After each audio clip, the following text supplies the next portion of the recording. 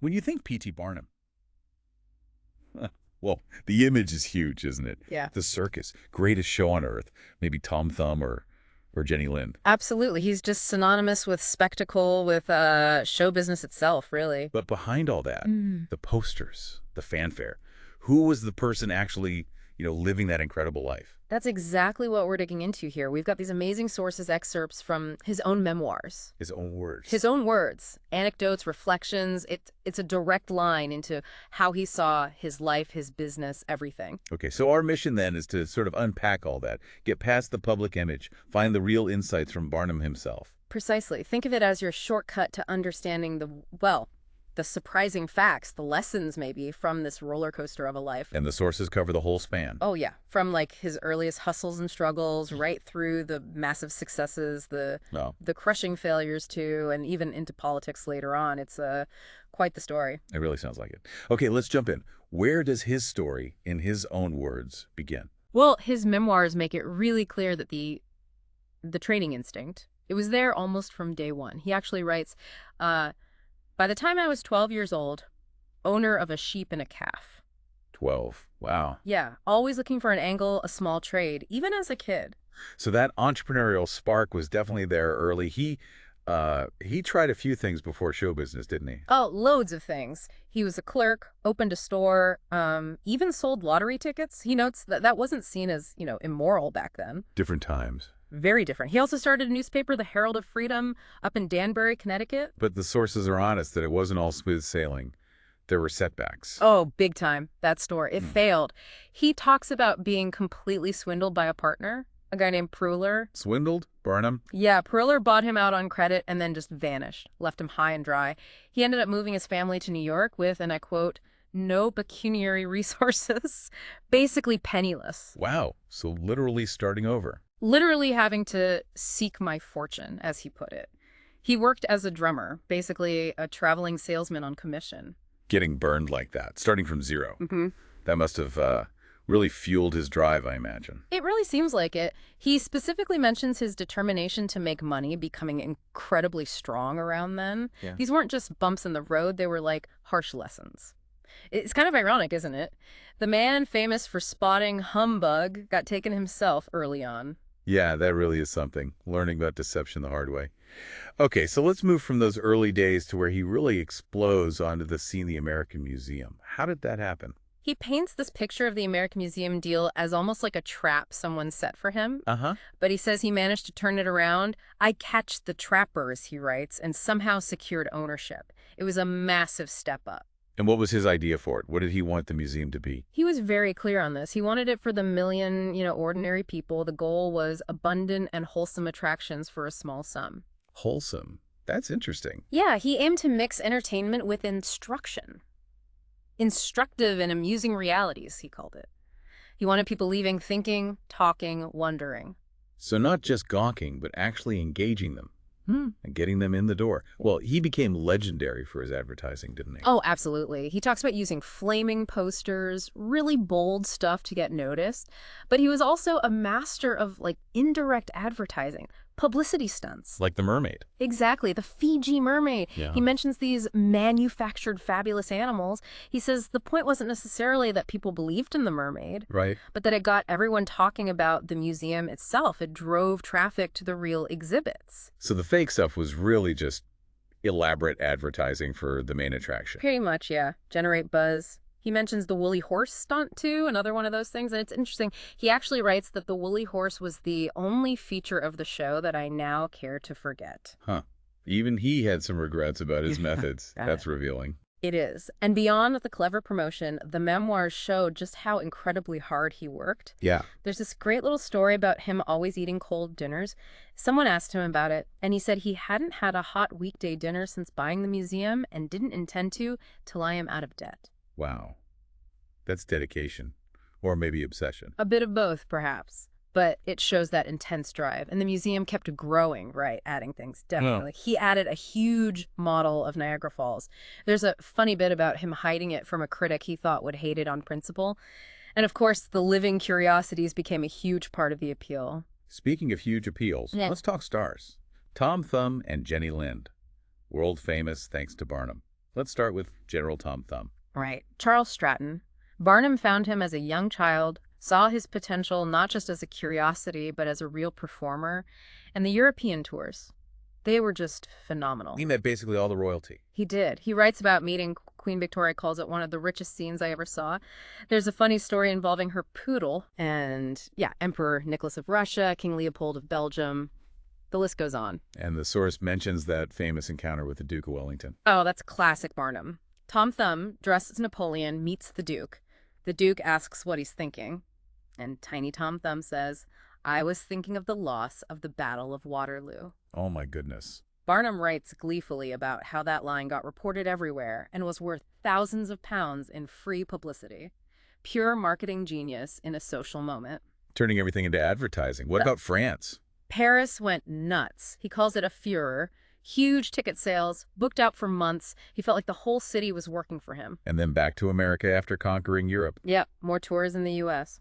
And then his wedding to Lavinia Warren became this massive public sensation. But interestingly, Barnum writes, he consciously decided not to make the wedding ceremony itself a public spectacle. Really? Restraint from Barnum. Seems so. He aimed for a genteel and graceful wedding, despite the huge interest. He does include this funny detail, though, about the general basically needing Barnum to invite him to stay over at Lavinia's house so he could actually propose properly. Huh. Even romance needed a bit of stage management.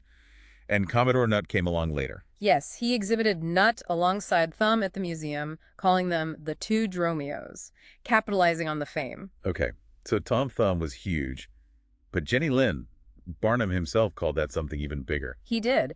He described bringing Jenny Lind to America as the boldest conception, astounding in its success. He really saw it as his absolute masterpiece in show business. How on earth did he arrange it that she was a massive opera star? He hired an agent, John Hall Wilton, and the contract terms were just mind-boggling for the 1850s. $10,000 per concert, plus all expenses for potentially 150 concerts. 150 concerts at 10 grand each in the 1850s. That's an insane risk.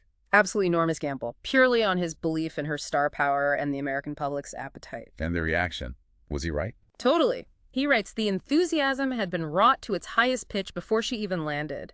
And her performances. He says they exceeded all expectations. A complete triumph. And his memoirs give us a sense of her personality, too. Yeah. Her challenges. Yeah. He talks a lot about her generosity, but benevolence became so generally known. Apparently, she was always giving money away. He mentions a funny story about her laughing at a newspaper mixing up forgetting and forgiving. Oh. He also details some headaches, like dealing with a stubborn count in Havana who demanded crazy money for the venue. And there's this incident with her secretary wanting Barnum to swear to lump sum receipts. And Barnum refused. Refused point blank. Insisted on proper itemized accounting, even with Lind, shows a certain insistence on his way of doing business, maybe. Interesting. And didn't Lind try to cut the tour short? She did. After about 60 concerts, she sent word she wanted out, citing a contract clause.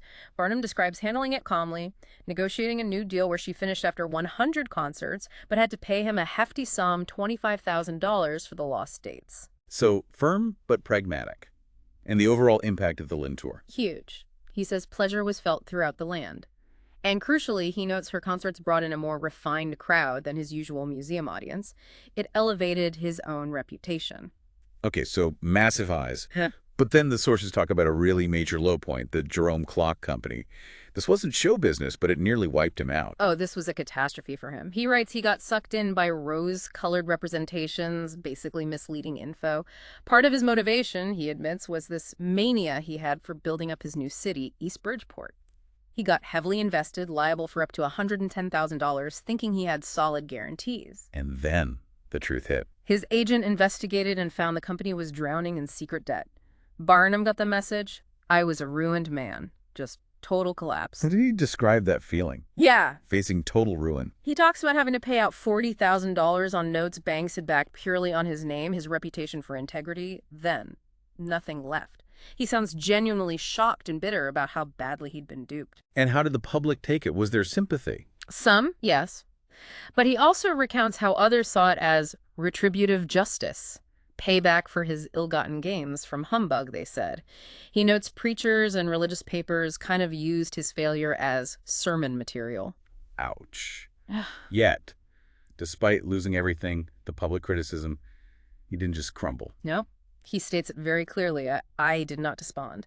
He had this unwavering confidence he could bounce back through energetic purpose and divine assistance. That resilience is just striking. It really is. Did he get any help during that time? He did. Friends offered loans. The citizens of Bridgeport apparently offered $50,000 collectively. And he mentions positive press, like an article called A Word for Barnum, Making a Difference. So how did he actually claw his way back from that? From zero? According to the memoirs, a big part of it was lecturing, especially in England. He says he made much money, which assisted in extricating me through giving talks. Lecturing. The master of spectacle turning to the spoken word. Yeah. It's quite a pivot. Shows incredible adaptability, doesn't it? Finding another way to connect, to earn, using his storytelling skills differently. Absolutely. Now, moving beyond the financial ups and downs, the memoirs also show this other side of Barnum later in life, getting involved civically. Yeah, this part is fascinating. He became a huge advocate for temperance reform, lecturing all over, getting people to sign the pledge. And he ended up in the Connecticut state legislature, saying he'd never even sought office before 1865. And he wasn't just a bench warmer in the legislature. Not according to him. He describes fighting against the powerful railroad ring and monopolies. He tells a story about opposing a political appointment he thought was wrong, even when pressured by allies from both parties, standing his ground. He also took a stand on suffrage that was pretty forward-thinking for the time. Very much so. He argued strongly for voting rights for colored citizens who are able to read. He framed it as vital for self-respect, for responsible government, uses this powerful image, no disinterested passengers on board a burning ship. Everyone needed a voice. He ran for Congress, too. And his memoirs talk about how he approached campaign spending. Yes, he's very explicit. He refused to permit $1 of mine to be used to purchase a vote or pressure anyone. He contrasts this, in his telling, with his opponent's tactics, a strong stance on political ethics. And his influence on Bridgeport's actual physical development was huge. Undeniable. He bought huge amounts of land for East Bridgeport, saw its potential, and made a fortune as values soared.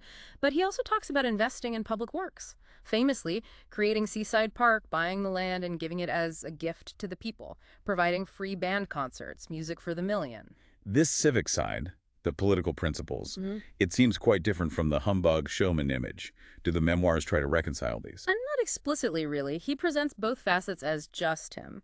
It suggests a really complex person capable of the dazzling, sometimes deceptive showmanship and genuine civic passion and principle, especially as he got older. Maybe different drives at different times, or maybe he saw it all as connected somehow. Let's dig into his own thoughts on success, then. He had that lecture, The Art of Money Getting.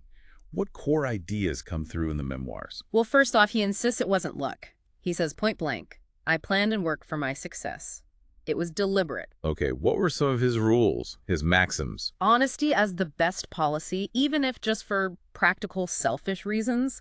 He links perseverance directly to self-reliance, knowing your business inside out, an absolute necessity, he says. And he loved Rothschild's idea. Be cautious and bold. Plan meticulously, then act decisively. That cautious and bold really sounds like him, doesn't it? What about managing people? He valued intelligence, wanted employees with brains. He quotes Beecher's line about needing workers with thinking fingers. And he had strong opinions on handling money, especially debt. Oh, yeah. He warns against starting out relying on borrowed money, mentions Astor saying the first $1,000 are the hardest grind. And he hammers home avoiding debt, living within your means. He even quotes that Dickens line. The macabre principle. Exactly. Income £20, expenditure £20, 6 pence result. Misery. He also warned about keeping up appearances. Yeah, it tells this story about a $30,000 sofa. Not that the sofa cost that much, but buying it forced the owner into this spiral of buying ever more expensive things to match it, ruined by appearances. But surely the #1 Barnum principle has to be advertising. An absolute necessity, he calls it. It's so simple, but so him. If a man has ever so good an article for sale and nobody knows it, it will bring him no return. You have to make noise. You can't argue with that from him. Any other key business tidbits? One he stresses is don't blab. Keep your business secrets to yourself. Telling people how you succeed gains you nothing and risks creating competition. These really do sound like lessons forged in the fire of his own experiences, the ups and downs we've talked about. Absolutely. The failures, the comebacks, understanding the crowd, it all feeds into these principles he lays out. And even after he rebuilt himself from the clock disaster, fire remained a constant threat, didn't it? The sources mention more fires. Yes, it's a recurring nightmare in the memoirs. His mansion, Iranistan, burned. The first American museum in 65, then the second one in 68. He vividly describes the ruins of the second museum covered in ice after the firefighters battled the blaze in winter. Even mentions a story about an eagle and a serpent supposedly escaping. Losing everything not once, but multiple times. How did he react, according to the sources? That same unbelievable resilience. He writes, "The word can't is not in my dictionary." After the 1868 fire, right before Christmas, he says he immediately started planning the next venture, confident he could get a show running again before April. Just relentless. And his later shows, after the museum fires, were they different? Bigger? Oh, much bigger. Starting in 1871, he launched Barnum's Great Asiatic Caravan Museum and Menagerie. He calls it Mammoth. Needed 65 train cars, huge parades, magnificent pageants, he called them. This is the beginning of the massive traveling circus era for him. Do the memoirs include any classic Barnum stunts or funny stories from these later years? Definitely. He talks about using an elephant to plow a field on his farm. For farming? No, purely for publicity. He admits it wasn't for agricultural purposes exactly. There's the tale of the supposed gorilla, which the famous naturalist Du Chaillu saw and apparently laughed, recognizing it as just an ape with a fake tail sewn on. Oh, Barnum. And fooling an old showman rival named Old Adams with white pigeons painted gold and passed off as rare Australian golden pigeons. Still pulling fast ones. Painted pigeons. Never change, Barnum, never change. What else was going on? Well, he managed another world tour for technically Thumb's tour, but Barnum admits having his finger in the pie. He dealt with the Siamese twins, navigating more advertising battles with newspapers. Always innovating, always looking for the next big thing. Seems like it. The sources mention him planning automated figures, buying giraffes, always pushing for the novel, the eye-catching. So right to the end, that core idea, giving people a great show, more than their money's worth, that remained central. It seems to be the constant thread, yes. Ensuring the audience felt satisfied, amazed, like they got value. That was key to his whole model. Looking back across this whole deep dive into his own memoirs, Yeah. what a life. From that kid trading calves to a global phenomenon, bankruptcies, politics. He really was a showman in every sense, wasn't he? Shaping his own narrative, reinventing himself constantly. The memoirs capture that ingenuity, the success, the failures, the surprising civic side, and just relentless drive. So for you listening, what do you take away from hearing Barnum in his own words? Maybe it's that sheer resilience, refusing to quit even after total disaster, or the need to constantly adapt, to innovate. Perhaps it's the genius in understanding what captures the public's imagination. Or maybe it's seeing how intertwined business, entertainment, and even public service could be in one extraordinary life. His story, told by him, gives this unique view on ambition, bouncing back, and, yeah, the art of money getting. The memoirs certainly show the complexities, the contradictions, the sheer force of will behind the legend. So here's a final thought, based on everything we've uncovered in his writing. You have the dazzling shows and the clever, sometimes deceptive tactics. You have the devastating financial ruin and the incredible comebacks. And then you have the later advocacy for social causes, fighting monopolies, donating land for public parks. Considering all that, what do Barnum's own words suggest to you ultimately drove him? Was it fame? Fortune? A genuine belief in entertainment, a sense of civic duty, or some unique, perhaps shifting combination of it all? What does his story, in his own voice, tell you about the complex engine behind building such an enduring legacy?